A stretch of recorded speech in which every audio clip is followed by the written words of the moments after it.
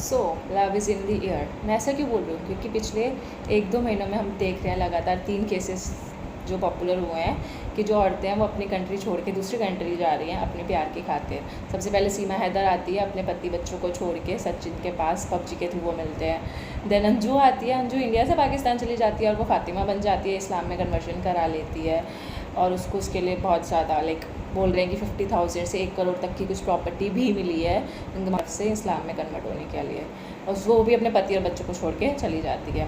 तीसरी, अब जो नया केस आया है श्रीलंका से आई है एक विघ्नेश्वरी, आंध्र प्रदेश में अपने मतलब फेसबुक पे मिले होंगे एंड ऑल, तो उससे शादी करने के लिए यहाँ पे आकर उसने शादी भी कर ली है, तो उसका कोई लक्ष्मण नाम के बंदे से।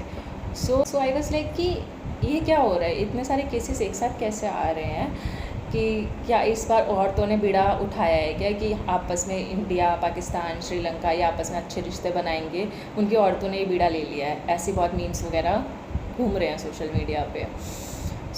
एक पॉइंट ऑफ व्यू तो ये कहता है कि इंडिया का कल्चर, इंडिया की सभ्यता इससे छेड़खानी है, क्योंकि जो पहली 2 औरतें थी सीमा हैदर और अंजू, वो अपने एक्स्ट्रा मैरिटल अफेयर्स कर रही थी, अपने बीवी बच्चों को छोड़ के आई हैं, तो ये हमारी सभ्यता के ख़िलाफ़ है, इस्लाम में कन्वर्ट होना, दैट ऑल।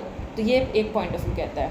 दूसरा पॉइंट ऑफ व्यू ये कहता है कि राइट टू फ्रीडम है हमारे पास, फ्रीडम ऑफ चॉइस है, फ्रीडम ऑफ एक्सप्रेशन है, हमें जैसा जीना है, राइट टू लिव है हमारे पास, कि हम जब जिसके साथ खुश हैं हम उससे मिलने या उससे शादी कर सकते हैं, इफ़ यू आर मतलब अडल्ट हो तो आप। तो एक पॉइंट ऑफ व्यू तो ये है। तीसरा पॉइंट ऑफ व्यू भी हो सकता है क्या ये स्पाइस हैं, क्योंकि ऐसा बोला जा रहा है कि सीमा हैदर पाकिस्तान से आई है तो इंडिया वालों के वहाँ पे जासूसी करने आई है, क्योंकि उसके फ़ोन्स मिले हैं, सिम कार्ड, वो 15 सालों का रिकॉर्ड निकालने की कोशिश कर रहे हैं। ऑल्दो वो बेचारी रो के बोल भी रही थी कि मेरे को फांसी दे दो, इससे अच्छा तो कि मैं वहाँ से आई, लेकिन वो वापस नहीं जाना चाहती। हो सकता है उसका पर्सनल इशू है कि उसका पति उस पर वायलेंस वगैरह करता था, इसलिए नहीं जाना चाहती, और वो बिना वीज़ा के आई है, सो वो तो थोड़ा गलत है ही, नेपाल बॉर्डर।